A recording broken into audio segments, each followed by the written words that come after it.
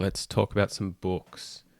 This will be building off the masculinity theme from my last video. As a quick recap, I think masculinity is the set of male typical traits that are adaptive for the group. They're not necessarily good for the individual. They help that group's culture and that individual's tribe survive over time. They're pro-social in their purest forms. And today I want to talk about some books that I think have helped me grow as a man. And this is obviously not to say that I've finished that journey or that I'm even very far along it. I just think that all of us have potential, and that in order to do the most good for the world and for ourselves or even our families and our communities, we obviously need to become the best versions of ourselves. And if you're a male, then become the best man you can possibly be is where a lot of your potential lies. Sure, becoming the best father or becoming the best brother, all roles that you can certainly lean into. I just think becoming a great man who possesses strong masculine qualities that you can use when required is a great way to go about that, and something that carries across all the various roles you have in your life. So with that said, let's get into the books. These are just a few that have helped me. There's more I could have listed, but I think most of these are quite approachable and give a good lay of the land about how to think about some of these topics. And again, they've just been useful for me. Your mileage may vary. The first is No More Mr. Nice Guy.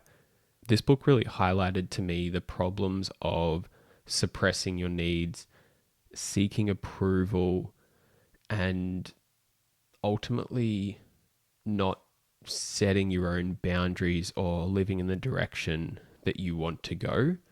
It highlights the importance of actually leaning into friction in your relationships at times and not just avoiding conflict. So one of the key concepts in this book is covert contracts, where you will try to do nice things for other people with the implicit idea that will help you get your needs looked after. I thought this was really eye-opening, and it highlights a lot of areas where men may suppress assertiveness or sexuality and try to still go about getting their needs met in more duplicitous ways without even thinking that they're being immoral or manipulative. This book really encourages you to work out what you want and then wear that on the surface, and you don't need the approval from everyone for that. The next book is The Comfort Crisis. And again, leaning into that theme of sometimes the most uncomfortable things are the best for your growth.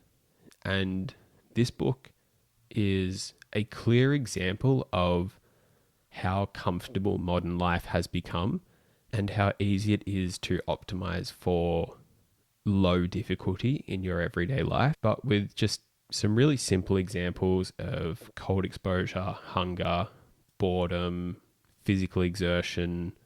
The book paints an amazing picture about the value that brings you as an individual and to your life, not only the self-growth it can contribute and the health and vitality benefits, but even just the sense of meaning and enjoyment that you derive from everything else once you lean into more discomfort. And just anecdotally, this has been really impactful in my own life. It doesn't mean you need to chase the hardest thing all the time and burn yourself out by running into walls on a daily basis. Just shifting your attitude towards discomfort has been extremely profound for me though, and it could be for you. The third is the most philosophical. It's King, Warrior, Magician, Lover. This is a book on Jungian archetypes. It explores how mature masculinity is the integration of various archetypes and the mature forms of those archetypes. So the king, for example, is the archetype of order and vision. It is generative, and the king sits above all the other archetypes and helps organize and ensure that the subcomponents bring greater well-being to the entire kingdom overall. And so the sub-archetypes are the warrior, which is discipline and aggression and decisiveness. And then there's the magician, which is insight, skill, and knowledge. And finally, there's the lover, which is passion and connection and the ability to experience all the pleasures and pains of life in a full-blooded way. And as I said, there's mature and immature forms of each of those archetypes. For example, the lover might decay into the addict at times.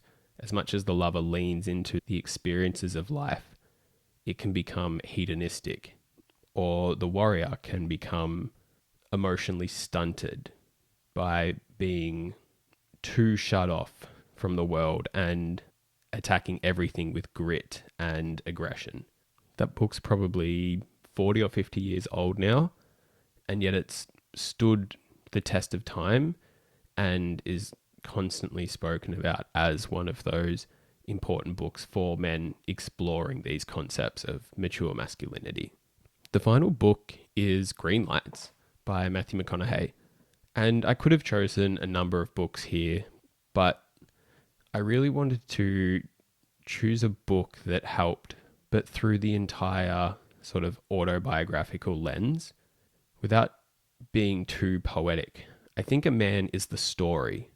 As much as the first few books are books that may help you develop certain habits or qualities or traits or do certain things, and I think a man is made up of all those things, but it is the integration or the narrative that weaves through all of them that the man actually is. Just like a story isn't its characters or its plot and its major events, the theme that weaves through everything that connects it together. I think that is true of a man as well. It's not what you do, it's not the things that have happened to you, but it is how you unite and join all of those things through the act of living. And Greenlights is a book that expresses that truth. It obviously follows Matthew McConaughey through most of his life events and his retelling of them.